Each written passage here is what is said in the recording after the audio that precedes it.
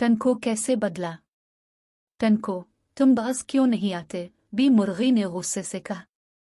अम्मा मैंने ऐसा क्या कर दिया है? इनके तेवर देखते हुए टनको ने मासूमियत से पूछा। आज सुबह तुमने मानी बिक्री का चेहरा फिर फैला। दाइस ने मुझसे शिकायत की है, बी मुर्गी ने कहा तो टनको अलिफा चेलता कूदता दूर भाग गया। टनको चालाक और मगरूर चूजा था जो हर किसी को तंग करता था। इसका काम ही शरारतें करना था। वो सीधा खेत में पहुंचा और एक छोटे कद के बाएवरे चूजे को देखकर इसका मजाक अलिफाड़ती हुए कहा, ये बोना कहाँ से आ गया? तुम इससे दूर ही रहो तो अच्छा है। लाली चूजे ने इसे आंखें दिखाएं। क्यों, क्या ये डंक मारता है? इसने दांत निकाले। ये मेरा अच्छा दोस्त है और मैं ही इसे यहाँ लाया हूँ। अब ये हमारे साथ रहेगा, वो लाली ने नागवारी से कहा। देखते हैं ये कितने दिन रहता है यहाँ, टनको ने एक कर कहा। इस बार तुम जरूर हारोगे टनको, लाली ने कहा और चला गया। टनको को दूसरों को नीचा दिखाने की आदत थी, इसीलिए लाली चूजा इसके बेजा गुरूर की वजह से इससे खार खाता था।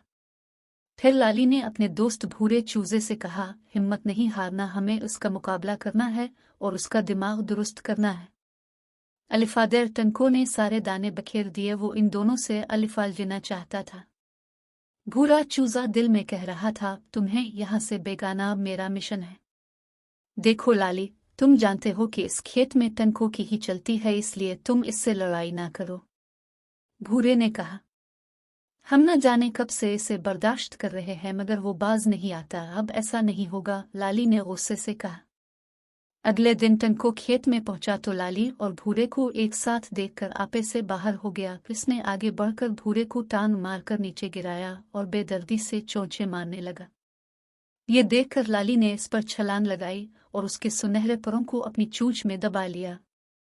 इतने में भूरा खड़ा हुआ, फिर दोनों ने मिलकर उसे मारना शुरू कर दिया। कोई भी टनको की मदद को ना आया। इस दौरान किसी ने भी मुर्गी को खबर दे दी तो वो दौड़ी चली आई और बड़ी मुश्किल से उन्हें अलग कराया। टनको का एक पर जख्मी हुआ थे, वो दर्द से चीख रहा था। ये देखकर भी मुर्गी ने कहा, मैं तुम्हें कितना रोकती थी कि हर एक से झगड़ा ना किया करो, लेकिन तुमने मेरी बात ना मानी। भूरे चूजे ने टनको से कहा, यहाँ कोई तुम्हें अच्छा नहीं समझता, इसीलिए किसी ने तुम्हारी मदद नहीं की। फिर वो लाली को लेकर वहां से चला गया। टनको को अब शिद्दत से अपनी गलती का एहसास हो रहा था। वो सोच रहा था कि काश मैं सबसे लड़ाई ना करता तो इस वक्त कोई ना कोई मेरी मदद के लिए जरूर आता।